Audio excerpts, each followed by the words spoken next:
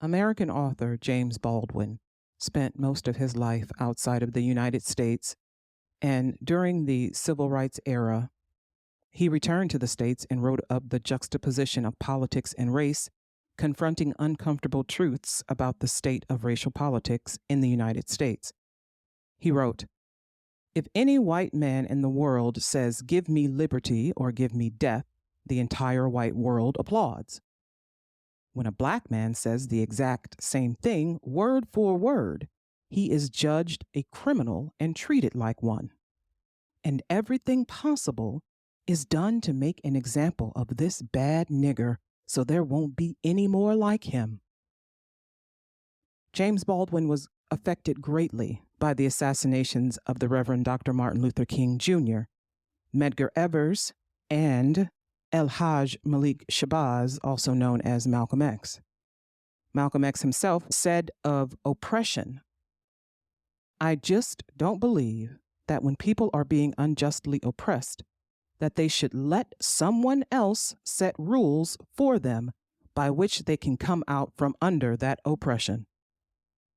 And in his autobiography, written with Roots author Alex Haley and published after his death in 1965, Malcolm X said, "If you're not careful, the newspapers will have you hating the people who are being oppressed and loving the people who are doing the oppressing." I've got some explaining to do. Let's get into it.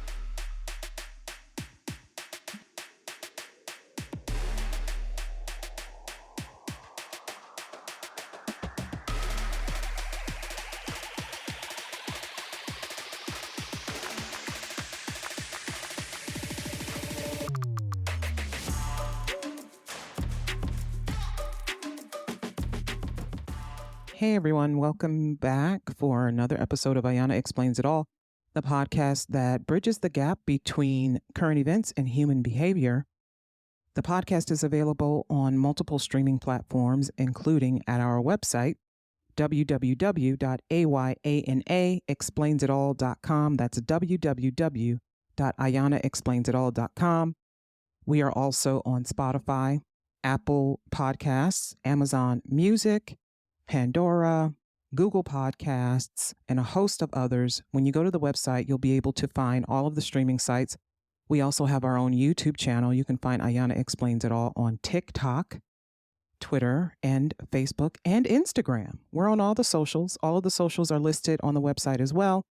You can stream the episodes either from the website or your favorite place to listen to podcasts.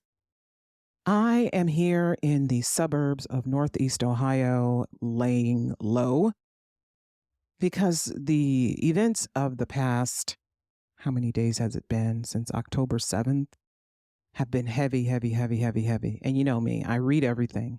I read the news, I read articles, I watch the news, and it's just so heavy. And I have allowed it to be heavy on my mind.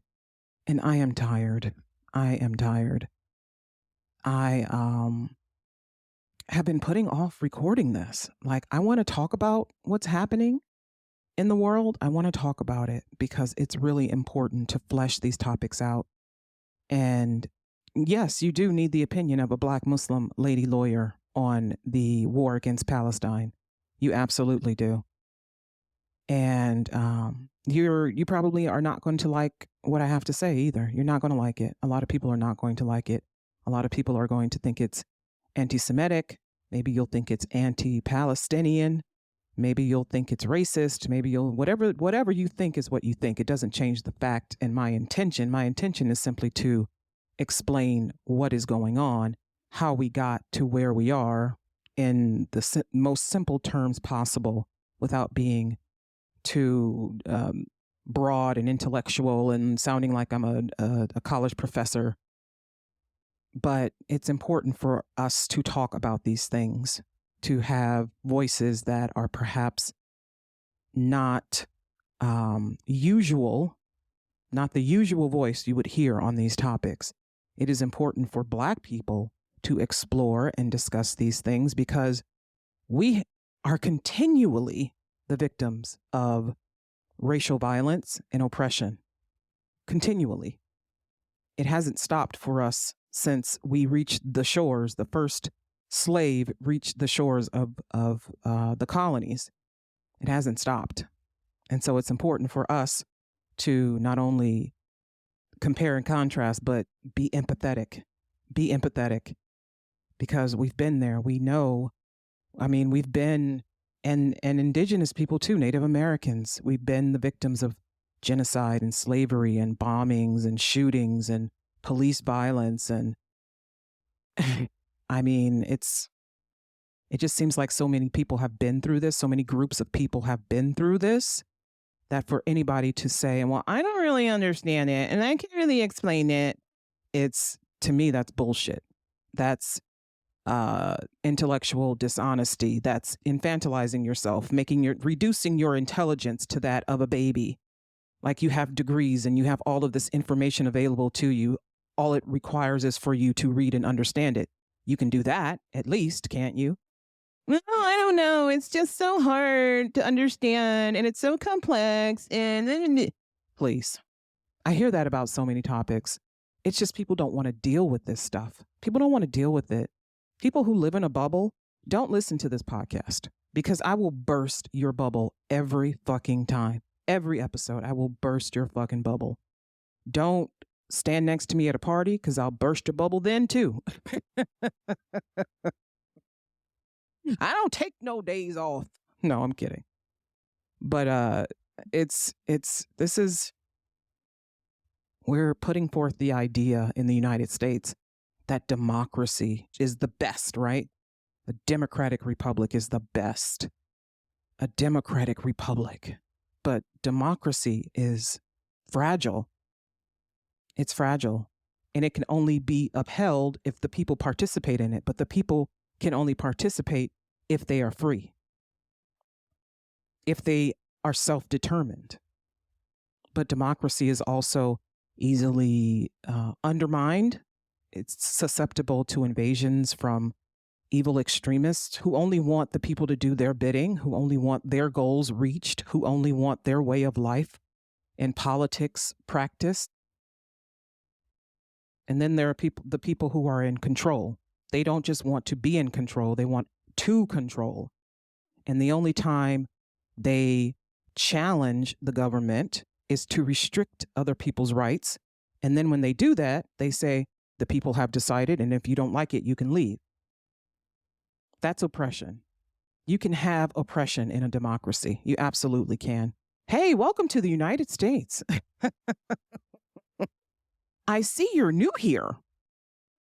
But I stand against oppression. I stand against oppression no matter who is committing it, because oppression is one thing that is most hated by God.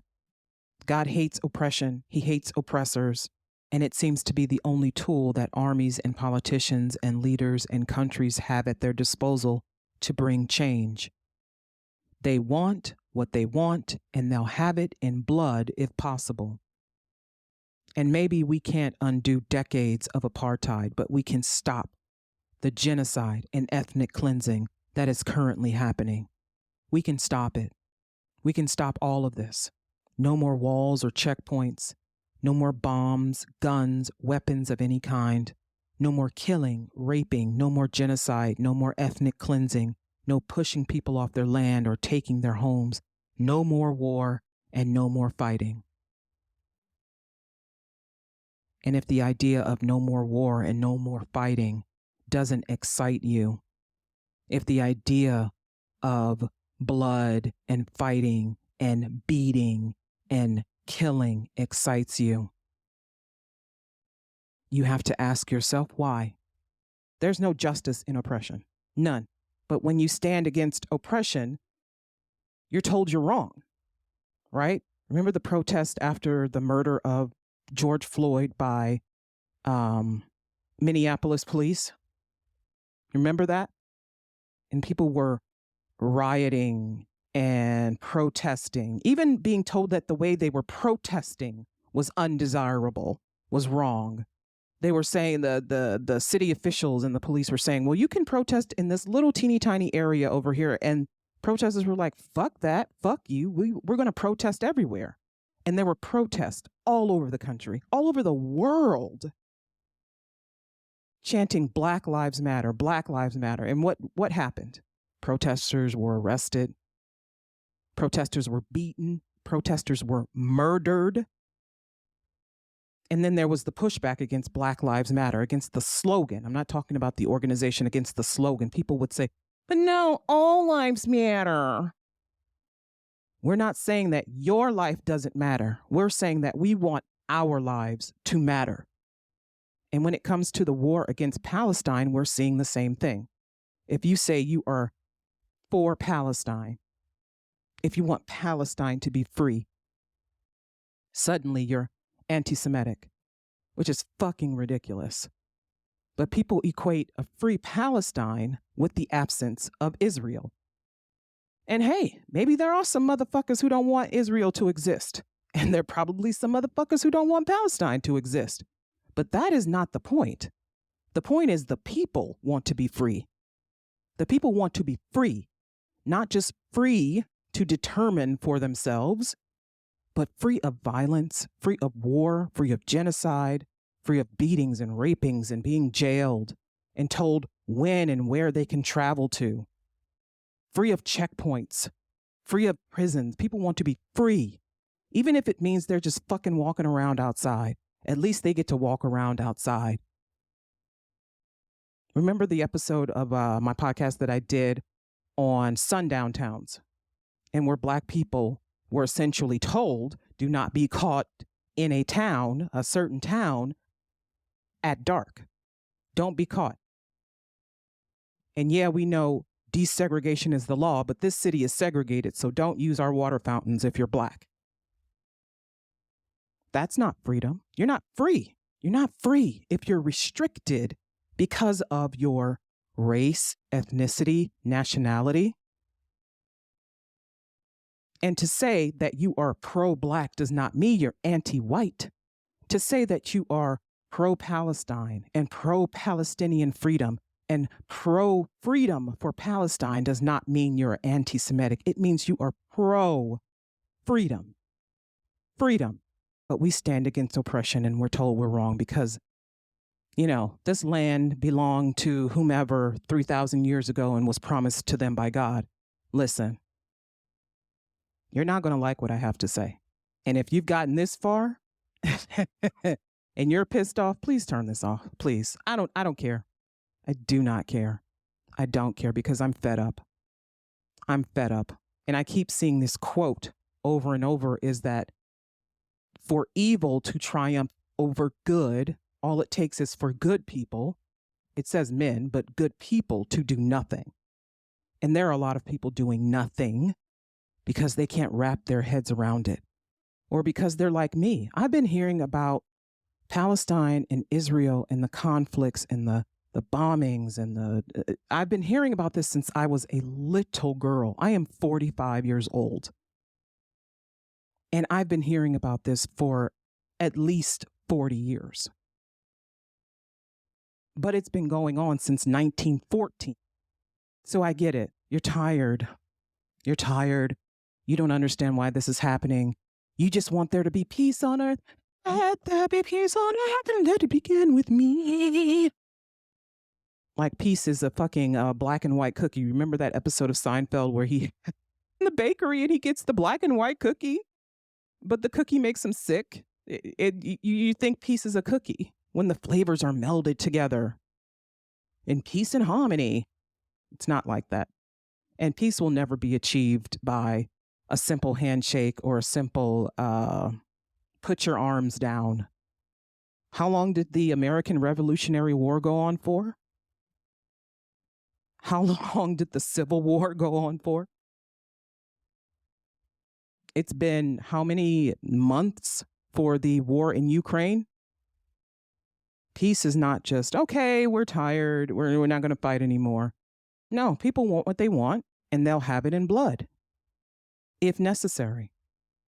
That's why war is ugly. War is so ugly. If war was fought just between armies and political leaders, then maybe you could understand war. But war is no longer fought just between armies and political leaders. War now targets civilians, and it targets infrastructure. It targets holy sites. It targets places of worship and schools and hospitals, apartment buildings. It targets where people live. And bombs don't have vision. They don't have sight. They go wherever they are told to go. And if there are babies there, fine. If there are old women there, fine. Who cares? There are places where people have to deal with this kind of violence every fucking day. That's been Palestine. That's been the Gaza Strip. That's been Palestine. I am not anti-Semitic, okay? I am not an anti-Semite. I am not against Jewish people. I'm not against Christians. I'm not against the Amish. I'm not against any person of any religion or non-religion. I am against people who treat others with disdain, disregard, who are oppressive. I look at people. I don't care what their religion is. Am I going to let something bad happen to you because of who you are? No. I don't like that shit either. Again, I am anti-oppression. I am pro-humanity, anti-oppression. But a lot of what I'm seeing in this discourse about the war on Palestine is so gross and so ugly. I'm recording this on Friday, October the 13th, 2023, and it is 9:52 in the evening.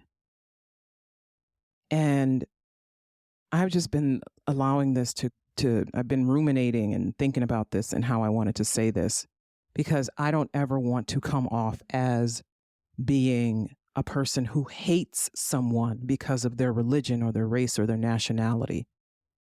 But the discourse I've seen surrounding the war in Palestine is so ugly and so vile and so cruel. And I'm speaking out against it. I'm speaking out not only against the war, but also against the discourse of the war that seeks to dehumanize the Palestinian people. And for that, I am called an anti-Semite. It's fucking ridiculous. I have said nothing about the Jews, said nothing about Jewish people. And I don't like using the word Jew because to me that sounds kind of like a slur. But if it happens, no malice is intended. It's like when somebody says black. I don't like that either. Ooh. But if you were a colonist who was against the onslaught of violence against Native Americans, would you have been called anti-Christian? Because that's why they were doing it, mainly because they wanted the land, number one, but they also wanted to force the Native Americans to be Christian. They wanted to convert them by force. They put their kids in schools, made them change their dress, made them change their language, all done in the name of Christianity. Would you have been called anti-Christian? Or would you simply have been someone who believes that all men should be free? All men, women, and children should be free? No, you would have been called a terrorist, number one. You would have been a terrorist. You would have been anti-Christian. You would have been marked for death. They would have murdered you. All because you want people to be free. All because you don't want babies to die. You don't want women to die. You don't want people to die. You don't want people to lose their way of life and their land. For some people, there is only one way. And they don't care about who they have to kill, who they have to steal from, who they have to rob, who they have to push off of the land, what they have to do to get it. They'll get it in blood if they have to. That's how important some things are to people. The Jewish people wanted a Jewish state. They wanted it. Palestine has been, Palestine is like a piece of property that's been flipped a dozen times. There's so many different groups who have lived in what's called Palestine or Israel. There's so many different groups that have lived in Israel and Palestine, spoke many different languages. It wasn't always called Israel, obviously. It wasn't always called Palestine either. This property has been flipped dozens of times. It wasn't that God said, here, this is yours. God is not a real estate agent. God is not the author of confusion either. And God would never order oppression. Does not order oppression because he hates it. God is just, he is fair, he is right, he expands. He expands for everyone. He does not like injustice, inequality, oppression, but everything here, everything, every piece of land, every piece of human, every hair on your head, hairs on your arms, on your toes, belongs to him. Everything, all of it.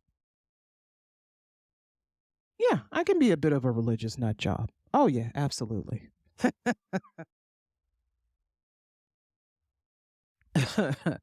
That is not a secret.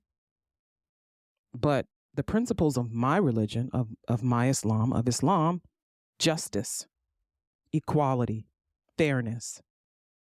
And I don't give a fuck what you see on the news, what you're reading online about people being oppressed. That is not Islam. When you see something like that, that's not Islam. Sure, people call themselves Muslims. You can call yourself Muslim and be an oppressor. Imagine being a bad Muslim. They're baddies in every religion. Pieces of shit, jerks, jackasses, jackholes, bastards in every religion. Doesn't excuse it for anyone. Doesn't excuse it for anybody. Where were you when you found out? How old were you when you found out that Native Americans owned slaves on reservations during the American slavery days? How old were you when you found out that Black people owned slaves? That Blacks in Africa, some of them sold their people into slavery? Where were you when you found out that Christopher Columbus didn't really discover America and that he was in fact a genocidal piece of shit? Where were you when you discovered that there were bad people? There were bad people doing bad things, and they look like you, they talk like you, and they worship like you. But that they were also victims. They were also victims. How old were you when you finally learned that there were no weapons of mass destruction in Iraq? That the reasons for putting the United States into the war against Iraq were lies. They lied to us. They lied to us. Colin Powell, one of our favorite Americans, favorite statesman, Secretary of State. I remember when he got on testifying before Congress, and he was showing them pictures of bunkers and trucks and things and saying, yep, the weapons are in there. This is what our intelligence is saying. Weapons are in there. We gotta give us permission to go to war and get rid of this stuff. It was a lie. He lied. The government lied. And thousands and thousands and thousands of people died. Iraqis, U.S. troops, thousands, and even thousands more continue to suffer the effects of the war, from PTSD to physical ailments. I mean, they got rid of Saddam Hussein. Great, wonderful. That's what they wanted to do anyway. That was their whole goal all along. They had to tell a couple of lies to get there. It's bullshit. I am anti-bullshit. I'm anti-bullshit. Don't lie to me. Don't lie to me. Tell me the truth. I feel like we owe each other the truth. Even if nothing else, we owe each other the truth. I am in the United States. I am in the live free or die United States. You know, the live free or die that it says on the New Hampshire license plate. What does that mean? Telling people how to resist when they are fighting for their freedom, and what is good resistance and bad resistance. Why should that be controlled by the oppressor? Why should the people in power get to tell the people who have no power how to resist them, how to fight back, or that they cannot fight back at all, that they simply need to take what is happening to them, what is happening to their land, what is happening to their people, accept it.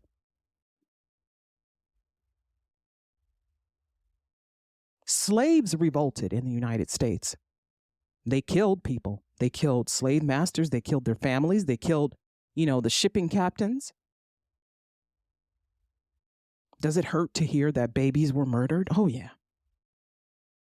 But there ain't shit you can do about that. They were resisting slavery, brutalization. Nowadays, when we hear that, when we think about that, it's like, it's unfathomable. You don't kill babies. You don't want that to happen. Obviously, you don't want it to happen. But when people are tired and they're fed up, they want to be free and they have asked you to get your foot off their neck. This is what is happening. This is the madness that ensues from you not freeing these people.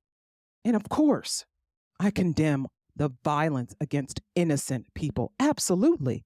But to tell me that I am pro-violence and an anti-Semite because I am pro-humanity and pro-freedom for all people is bullshit. And it's just another easy way to dismiss everything. It's a way for you to not have to deal with the uncomfortable truth about your people and about the place that you call home, about the thing that you love so much. People don't want to confront the truths. They want to live in the bubble. They want to have their happy, perfect, protected existence. When they are forced to see what is really going on, they get scared. And so what do? They lie to maintain it.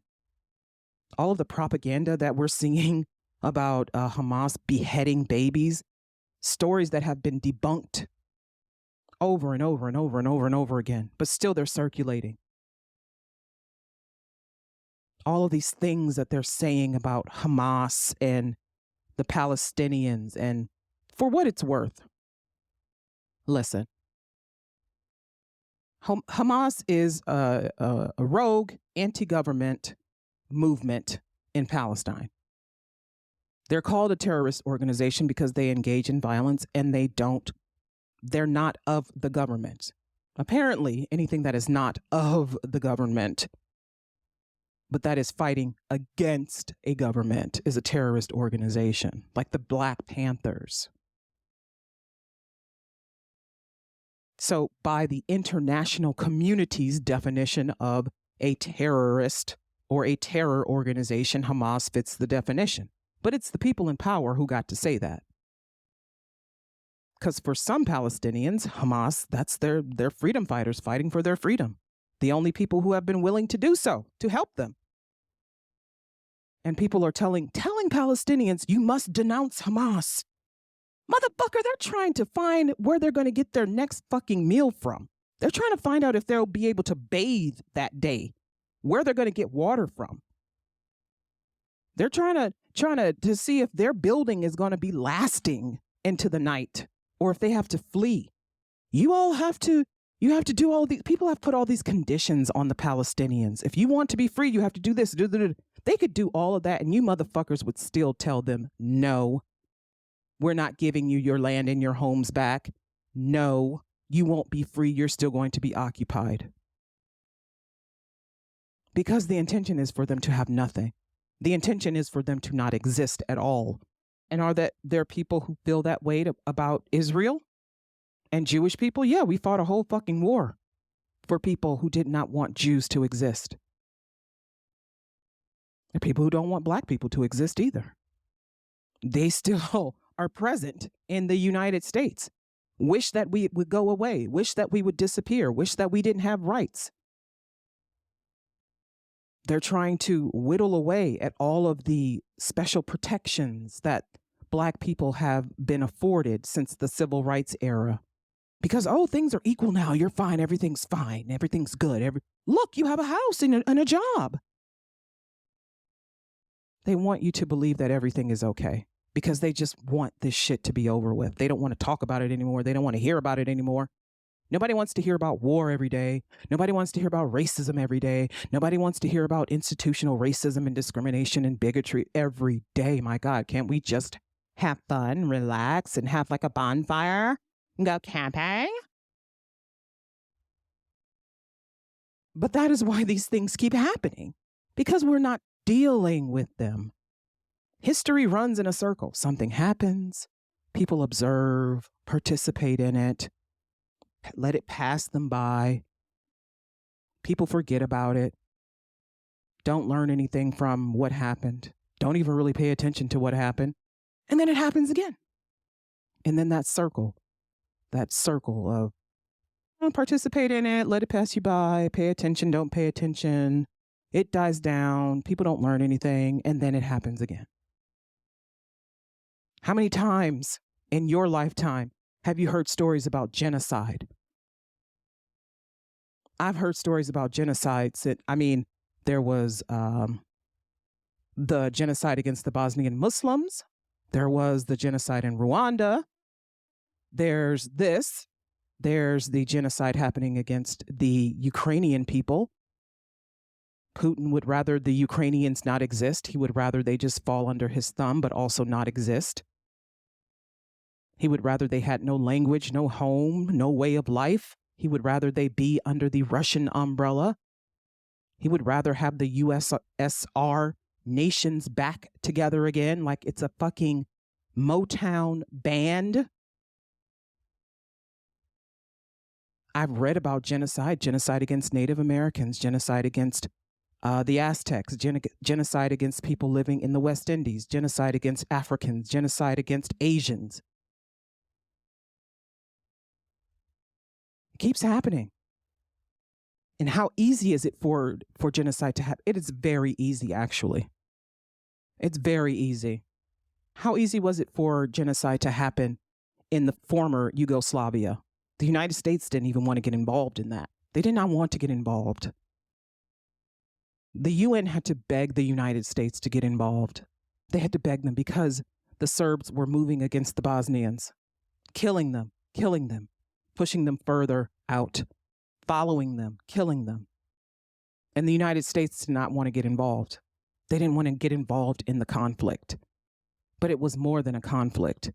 It was a war with leaders who were homicidal, genocidal maniacs. They were disgusting, awful people. Disgusting. They engaged in ethnic cleansing. And ethnic cleansing is still happening in the world. Google ethnic cleansing. Google genocide in the year 2023. You ever heard of the Uyghur genocide being committed by China against Uyghur Muslims? People will pretend that they had no idea because who wants to speak out against China? The same way people are afraid to speak out against Israel. Israeli policies, not Israel, but Israeli policies, because it's not the whole country. There are actually Israelis who have protested against what Netanyahu is doing. They have protested against it. It's the Israeli policies. It's the Israeli Defense Forces. But people will act as if, well, you are anti-Semite because you said that Israel is killing Palestinians. I could say the same thing about some Islamic states too. Does that make me anti-Islamic? Does that make me anti-Arab or anti-Persian? No, absolutely not. You all really need to regroup when it comes to that. You really need to get over your fucking selves. Get over yourself. And it isn't just, well, I criticize Israel too. No, you actually have to say the thing out loud. They are committing genocide and ethnic cleansing against Palestinians. As we speak, as I am saying this right now, the IDF and Netanyahu ordered the evacuation of the Gaza Strip, over 1 million people had 24 hours to leave. Some of them were not able to get out, and now they're dead. Babies, children, men, women. And not only that, not only were there bombings, but Israel Defense Forces are using phosphorus, white phosphorus, which on contact with the human skin causes physical burns.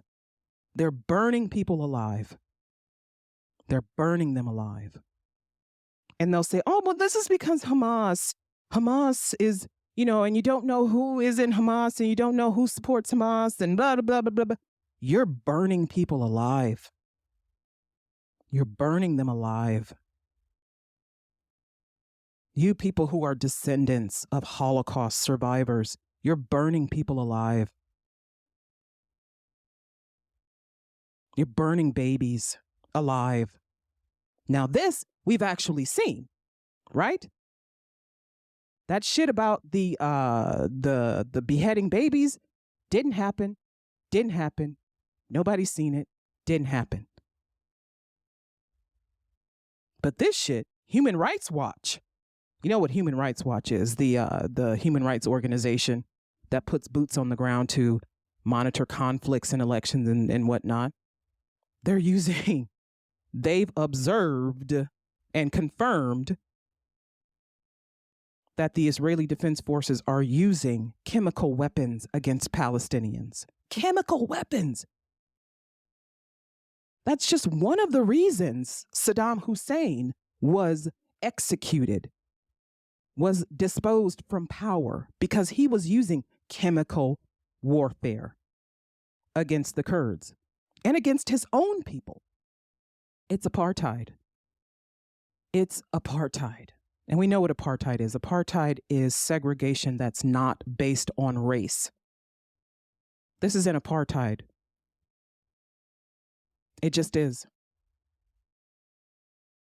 And I tell you what, whenever Palestinians decide that they want their shit back, what happens? The entire Western world falls to the defense of the Israeli forces and the Israeli government, saying, we got your back. We got your back. And nobody is telling Taiwan how to resist China. Nobody's telling Hong Kong how to resist China. Nobody's telling Tibet how to resist. They're allowed to resist how they wish with the backing of Western governments against China and have their land and their people protected. We have international agreements that guarantee a group's right to defend itself by any measure. You just don't like them motherfuckers. You don't like them. And who suffers? Who is suffering in all of this? People are suffering. People are suffering. People are suffering. It's not just, oh, babies are dying. No, people have been suffering daily, like living through war daily. Bombings and shellings and killings and harassment and being told that you can't go fishing. They're on the fucking sea and they can't go fishing except in this little teeny tiny area. And there are certain areas, certain parts of Al-Aqsa Mosque where people under a certain age are not allowed to congregate. Can you believe that? They're telling people who are under the age of 70 that there's this particular area that they cannot be in at their holy site. Free Al-Aqsa. How about that? Is that anti-Semitic? In February 2022, Amnesty International wrote of Israel that Israel's intent to create and maintain a system of oppression and domination over Palestinians through territorial fragmentation, segregation and control, dispossession of land and property, and denial of economic and social rights amounts to apartheid. It's apartheid. Now, they also recognize Hamas as a terrorist organization. You have a terrorist organization and you have an apartheid state. But wasn't Nelson Mandela considered a terrorist when he was going against South African government, an apartheid state, F.W. de Klerk? They put him in prison. They didn't want him to be free because he was leading the opposition. He wanted and believed very strongly in self-determination for all human beings. And you know who else supported that for them? The Palestinians. Because they knew all too well the cost of freedom, the cost of a denial of freedom. They knew all too well. Richard Boyd Barrett, who is in the Irish Parliament, made this statement in March 2022. These are his words upon learning Amnesty International had declared Israel an apartheid state. He says, "Now, we called for this debate prior to the barbaric invasion of Ukraine by Vladimir Putin, and all of us have rightly condemned the crimes against humanity that are being committed by Putin in Ukraine. And the government has moved instantly, within 5 days, to sanction Putin's regime and take urgent action. And the strength of language that was used rightly against Putin as a barbarian, as a thug, as a murderer, as a warmonger, all of which are true. All of those things applied to the state of Israel in its treatment of the Palestinians. And yet the government is concerned about its use of language and doesn't feel it's appropriate to even use the word apartheid, when Amnesty International, the most respected human rights organization in the world, and Human Rights Watch, within a very short period of time, issue these damning reports saying that Israel, since its foundation, has been built on a system of oppression and domination and apartheid and racism involving the murder of unarmed, innocent civilians on a regular basis, arbitrary detention and imprisonment, land annexations, the displacement of people, the denial of basic fundamental rights to 6 million Palestinians who are displaced outside of Israel in the occupied territories, to their rights of return to their homes, to the illegal blockade of Gaza, which is left, as they say in the report.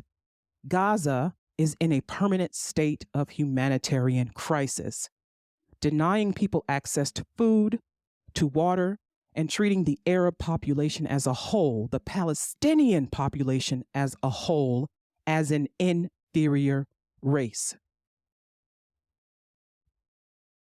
When it comes to describing Israel's treatment of the Palestinians, when it is now being documented and detailed by two of the most respected human rights organizations in the world, and indeed has been alleged by dozens and dozens and dozens of non-governmental organizations. And to be honest, anybody who looks honestly at the decades of brutal, inhumane persecution of the Palestinians, successive assaults on Gaza, the annexation of the land and territory, the systematic application of apartheid rules, you don't want to even use the word apartheid. Never mind sanctions. 5 days, sanctions against Putin and his thugs. 70 years of oppression of the Palestinians, and it wouldn't be, what was the word you used? It wouldn't be helpful to impose sanctions. End quote.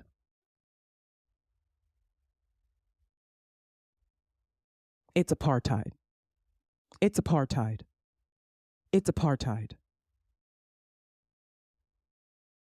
Apartheid is an unequal, unfair, and unjust practice and must be rooted out, not capitulated to. Systemic abuse of a group of people is unlawful. And currently, Palestinians in Gaza are living in an open-air prison, although not anymore because they were told to evacuate. How did we get here? Well, people will say it's the Nakba, as it is now called, which refers to the mass displacement and dispossession of Palestinians during the 1948 Arab-Israeli War. And this information is from the United Nations. The Nakba, as it is now called, refers to the mass displacement and dispossession of Palestinians during the 1948 Arab-Israeli war. He goes on to say that before the Nakba, Palestine was a multi-ethnic and multicultural society. However, the conflict between Arabs and Jews intensified in the 1930s with the increase of Jewish immigration driven by persecution in Europe and with the Zionist movement aiming to establish a Jewish state in Palestine. And the truth is, though, that prior to this, Britain, which controlled Palestine, was giving pieces of Palestine away to Jewish populations because they had been promised a Jewish state. And so piece by piece by piece, they were giving it away, and they were watching tensions mount between Jews and Arabs and doing fucking nothing. They were doing nothing. And then in November 1947, the UN General Assembly passed a resolution partitioning Palestine into two states, one Jewish and one Arab, with Jerusalem under a UN administration. The Arab world rejected the plan. I mean, can you blame them? Arguing that it was unfair and violated the UN Charter. Jewish militias launched attacks against Palestinian villages, forcing thousands to flee. The situation escalated into a full-blown war in 1948 with the end of the British Mandate and the departure of British forces, the declaration of independence of the State of Israel, and the entry of neighboring Arab armies. The newly established Israeli forces launched a major offensive. They're still doing that. They've been doing that all year. They were doing it all last year and the year before that and the year before that. They haven't stopped. Okay? They have not stopped. But the result of the war was the permanent displacement of more than half of the Palestinian population. A lot of them were driven out of Palestine and into other countries, and they have not been allowed to return.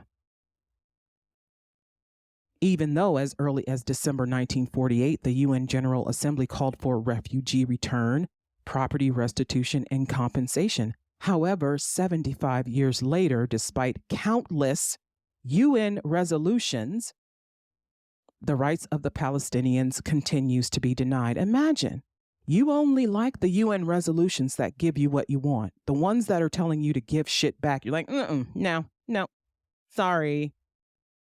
Get someone else to do it.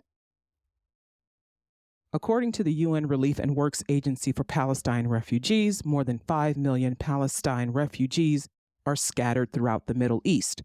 Today, Palestinians continue to be dispossessed and displaced by Israeli settlements, evictions, land confiscation, and home demolitions. And that is from the United Nations.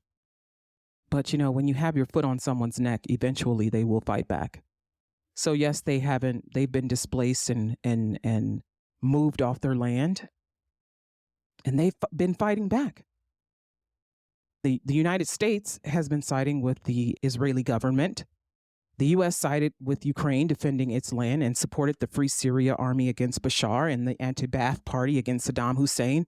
They also funded al-Qaeda in order to rival Russia. The U.S. bankrolls anything that serves their interest. They provide water and food to Palestinians, but not support in their fight for freedom. And people are saying that the attacks on the Israeli defense forces, the attacks on Israel, are unprovoked. They're unprovoked, they're saying. Oh, they're provoked. They're provoked, honey. They're provoked. And I'm not saying that anything is right. War is not the answer, obviously. But what the fuck do you expect? What do you expect? Here are these people living here. And piece by piece, house by house, their land is being chipped away until it's just a sliver on one side. And then an occupation, small occupation in another. And everybody is crammed in there and told, this is where you can live. And you can leave when we say you can leave. And you can come back when we say you can come back. What do you expect them to do? What would you do? Okay, let's answer this question. What the fuck would you do? I know what I would do. I would fight back. I would fight back. I would. I don't care. I don't care who the fuck you are. I'm fighting back. I don't care. When you have your foot on someone's neck, eventually they will fight back.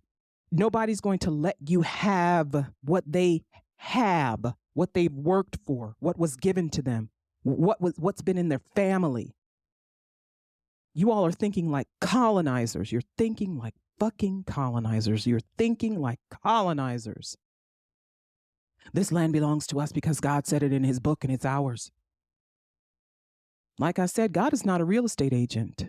He ain't Century 21, honey. All of this is his. Everything. He's wiped out civilizations and countries because people act like shitheads. It can happen to us. It could happen to anybody. Since you believe in God so strongly, why are you disobeying him? Why are you being disobedient? Why are you killing innocent people? Why are you stealing from people, taking from people, fighting people, committing genocide, committing ethnic cleansing? Why are you doing it? Why are you ignoring these UN resolutions? People only follow what benefits them. That's the fucking truth about all of us. About all of us. If it benefits me, sure, I'll go along with it. Sure. Absolutely, if I can get a big slice of the pie. But religion, this isn't, this is not a religious matter. This is not a religious matter. This is not Muslims versus Jews or Jews versus Muslims or whoever versus Christians. It's not a religious matter. Framing this as a religious matter, in fact, erases the other religions of Palestinians, including Christianity. But it also erases the efforts of anti-occupation Israelis who are anti-occupation and Jewish people across the world who are anti-occupation. They exist. They are also called not anti-Semites, Palestinian sympathizers. Why do you sympathize with them? Because you're committing genocide against them. And I don't care if you all don't want to call it genocide. That's what the fuck it is. I don't care if you don't want to call this apartheid. That's what the fuck it is. That's what it is. Your opinion does not change the facts. Your opinion does not change the facts. You can feel how you want and think how you want. That does not change the facts. And this is not an issue of how people believe in God or what they believe God told them. This is a matter of racial supremacy, removal, extermination, eradication of a people, eradication of their identity, their history, their culture, their existence. And yes, it is a multi-layered issue, but we do ourselves an injustice by playing it as a simple matter of religion or let there be peace on earth and let it begin with me. Earth by design, once humans arrived, peace was thrown out the fucking window. Once humans came to Earth, there was no more peace. And there's never going to be peace. Because we are here. Because we are imperfect. Because we are selfish. Because we are disobedient. Because we are evil. Because we are disobedient. Earth by design. Because we are here, there will never be peace. Never. But can there be justice? Absolutely. Can there be fairness? Absolutely. Can we do what's right? Abso-fucking-lutely.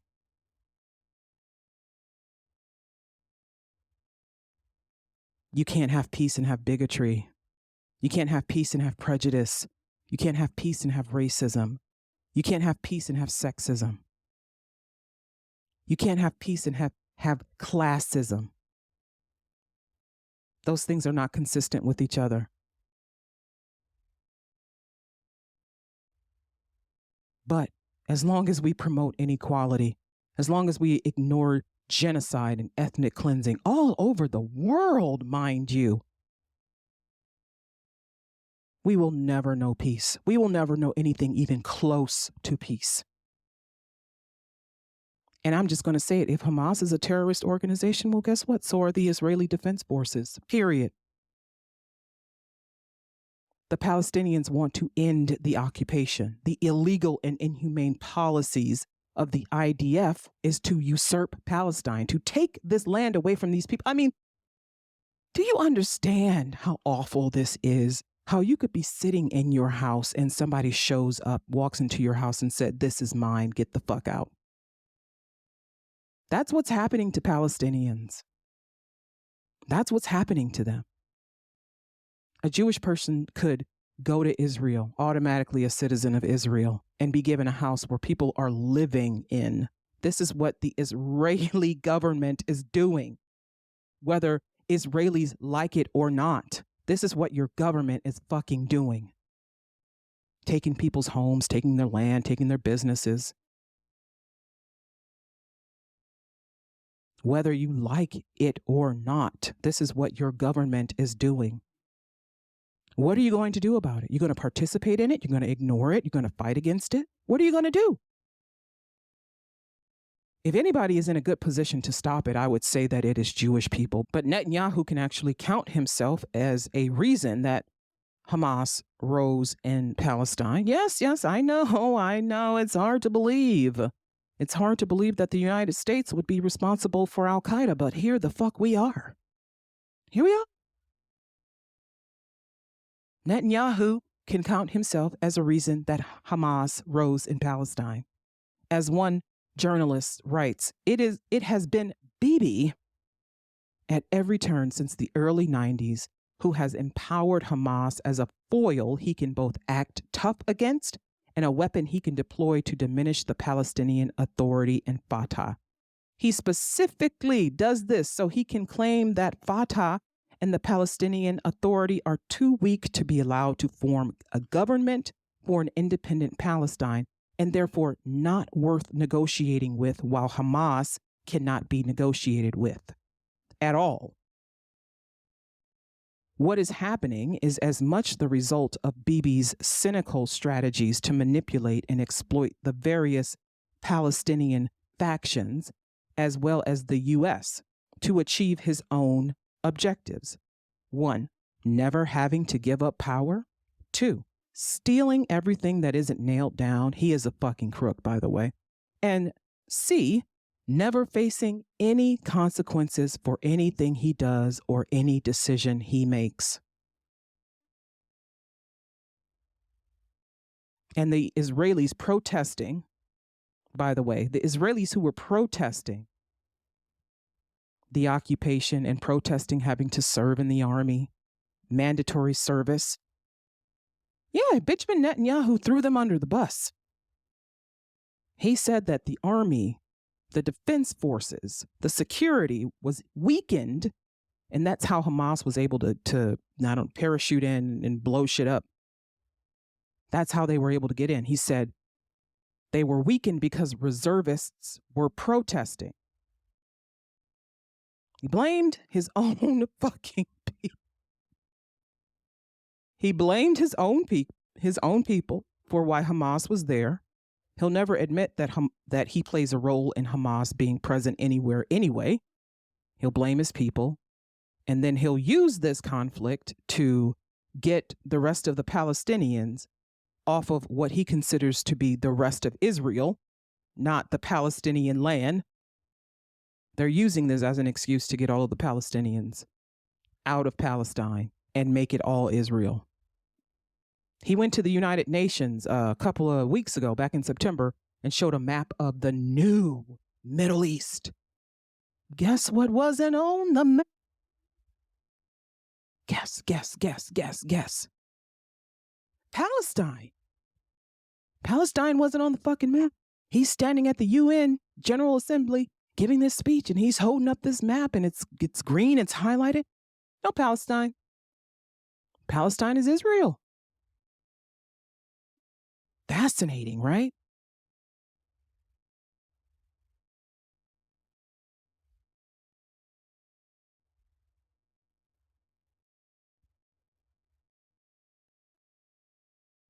War costs lives.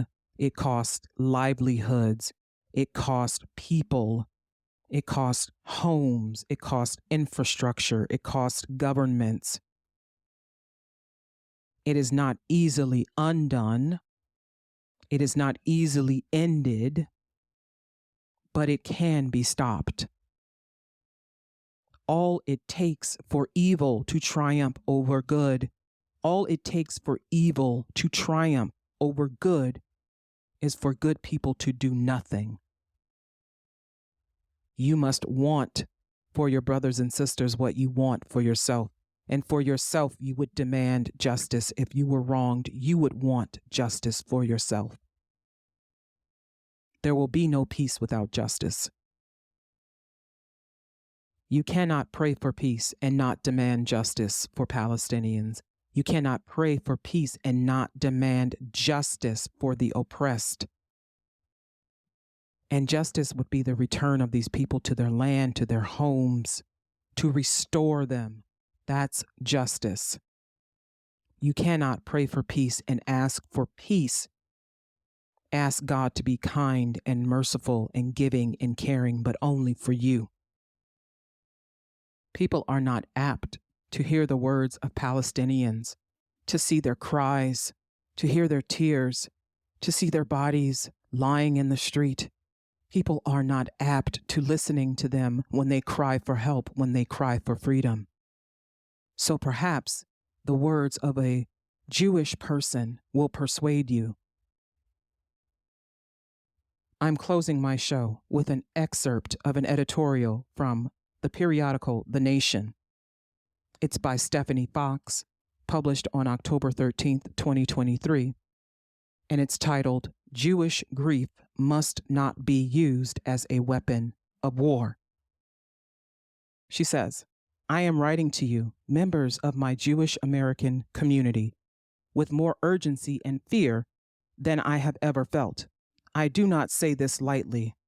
I say it knowing everything it means to our community and to the world.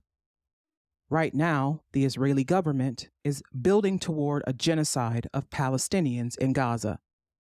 This week, so many of us are grieving in the wake of the massacres, the displacement, the kidnappings and injuries, including so many Palestinian and Israeli children and civilians. Life is infinitely precious. Our bodies simply cannot cope with so much loss. Many of my loved ones are mourning friends and family. I ache with the anguish of so many families in the face of atrocious violence, massacre, unthinkable loss, and ongoing uncertainty. It is in our tradition to sit Shiva for 7 days, to pause, to reflect, and to mourn.